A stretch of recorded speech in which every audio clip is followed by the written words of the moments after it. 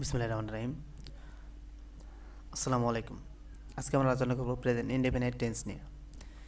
Present indefinite tense অত্যন্ত গুরুত্বপূর্ণ একটা ভূমিকা পালন করে ইংরেজি গ্রামাটিক্যালের ক্ষেত্রে, বিশেষ করে টেন্সের ক্ষেত্রে। তো ডেফিনেশনটা হচ্ছে, যে টেন্স দ্বারা বর্তমানকালে কোনো কাজ, অভ্যাস বা চিরন্তন সত্য বোঝায় তাকে আমরা প্রেজেন্ট ইনডেফিনিট টেন্স বলে থাকি। অ্যাকচুয়ালি প্রেজেন্ট ইনডেফিনিট টেন্স মানে অনির্দিষ্ট এক কাল। যেমন আমি ফুটবল খেলি, অ্যাকচুয়ালি আমি কখন ফুটবল খেলি নির্দিষ্ট কোনো টাইম এখানে ফিট করা নাই। যেমন আমি সকালেও খেলতে পারি, দুপুরে খেলতে পারি, বা বিকেলেও ফুটবল খেলতে পারি। যেমন আমি বই পড়ি, আমি অ্যাকচুয়ালি কখন পড়ি, আমি সকালে পড়তে পারি, দুপুরে পড়তে পারি, বা বিকেলেও পড়তে পারি, বা রাত্রেও বই পড়তে পারি। বাট আমি এখন কখন পড়ি এটা নির্দিষ্ট কোনো ফিক্সড করা নাই। তাই এখানে অনির্দিষ্ট একটা কাজ কাজ থাকে, যে ইন্ডিপেন্ডেন্ট টেন্স মানে অনির্দিষ্ট একটা কাজ। যেমন শুধু এখানে নির্দিষ্ট থাকে হচ্ছে চিরন্তন সত্য এবং প্রতিদিনের অভ্যাসগুলা, এই দুটো জিনিসই মানে ফিক্সড করা থাকে। যেমন চিহ্নিত রূপ হচ্ছে কি, বাংলা বাক্যের ক্রিয়াপদের শেষে অন্তত অ, ও, স্বরেয়, বসিন র বা করি, কর, খায়, খাও, পড়ি, পড়েন বা পড়ো, ঘুমাও, ঘুমান, ঘুমাই ইত্যাদি থাকে। এখন এটি গঠন কি? প্রতিটা টেন্সের এক একটা যার মধ্যে গঠন আছে। যেমন প্রেজেন্ট ইনডেফিনিট টেন্সের গঠন হচ্ছে সাবজেক্ট প্লাস ভার্বের প্রেজেন্ট ফর্ম প্লাস সাবজেক্ট এবং বেস ফর্ম। এক্সাম্পল হিসেবে কী দিতে পারি আমরা? পরি নদীতে সাঁতার কাটে, পরি সুইমস ইন দ্য রিভার। এখানে সুইমস কেন হইলো? কারণ এখানে সুইমস হয়েছে কারণ পরি হচ্ছে third person singular number, that's why আমরা এখানে কি এস বাই এস অ্যাড করছি। এখন ঘটনা হচ্ছে এস কখন ইউজ করবো আমরা, বা ইএস কখন ইউজ করবো। সেক্ষেত্রে প্রেজেন্ট ইনডিফিনিট টেন্সের সাবজেক্ট যদি থার্ড পার্সন সিঙ্গুলার নাম্বার হয়, সেক্ষেত্রে আমরা এর ওই মূল ভার্বের সাথে S by S all time add করে থাকি। সেক্ষেত্রে আমরা যে সকল ভার্বের শেষে S H, C H, double S, O অথবা এবং এক্স যদি থাকে, সেক্ষেত্রে আমরা ইএস ব্যবহার করি এবং বাকি সব ক্ষেত্রে ইএস ব্যবহার করি।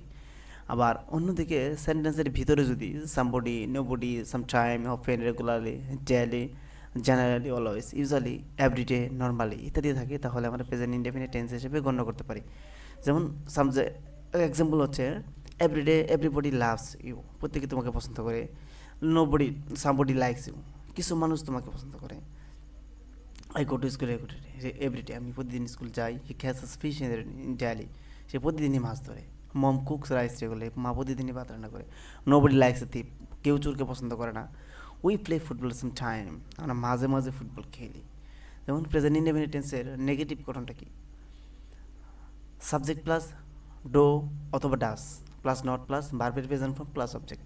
এবং এক্সাম্পল হিসেবে আমি বই পড়ি না, এখানে আই হচ্ছে ফার্স্ট পার্সন, দ্যাটস ওয়াই আমরা এখানে আই আই এর সাথে ডো ইউজ করছি। I do not read book, আমি বই পড়ি না। সে নদীতে মাছ ধরে না, he does not catch fish, he does not catch fish in the river. এক্ষেত্রে বলে রাখা ভালো যে প্রেজেন্ট ইনডিফিনিট টেন্সের সাবজেক্ট যদি থার্ড পার্সন সিঙ্গুলার নাম্বার হয়, সেক্ষেত্রে না ডাজ ইউজ করতে হবে, আর সব ক্ষেত্রে আমরা ডো ইউজ করব। প্রেজেন্ট ইনডিফিনিট টেন্সের ইন্টারোগেটিভ ফর্ম সেন্সে আছে আমরা এখানে স্ট্রাকচার ডো অথবা ডাস প্লাস সাবজেক্ট প্লাস ভার্বের present form plus object plus প্রশ্নবোধক চিহ্ন। এখন আমি কি বই পড়ি? ডো আই রিড বুক, আমি কি বই পড়ি? সে কি নদীতে মাছ ধরে? Does he catch fish in the river, সে কি নদীতে মাছ ধরে? ওকে। প্রেজেন্ট ইনডিফিনিট টেন্সের নেগেটিভ প্লাস ইন্টারোগেটিভ সেন্সে যদি আমরা কথা বলি, এখানে এই গঠন হচ্ছে ডো অথবা does, subject plus not plus ভার্বের প্রেজেন্ট ফর্ম প্লাস সাবজেক্ট। সেক্ষেত্রে আমি কি বই পড়ি না? Do I not read book, সে কি নদীতে মাছ ধরে না? Does he not catch fish in the river. আচ্ছা, প্রেজেন্ট ইনডিফিনিট টেন্সের আবার আরেকটি ফর্ম আছে, যেটা ডাবলএস কোশ্চেন।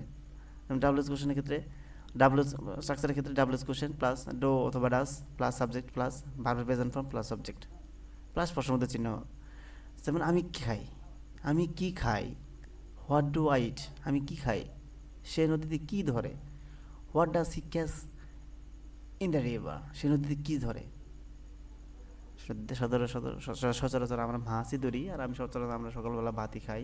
যাই হোক, এই যে প্রেজেন্ট ইনডেফিনিট টেন্স অত্যন্ত গুরুত্বপূর্ণ একটা টেন্স এবং গুরুত্বপূর্ণ একটা ভূমিকা পালন করে ইংলিশ ল্যাঙ্গুয়েজের ক্ষেত্রে।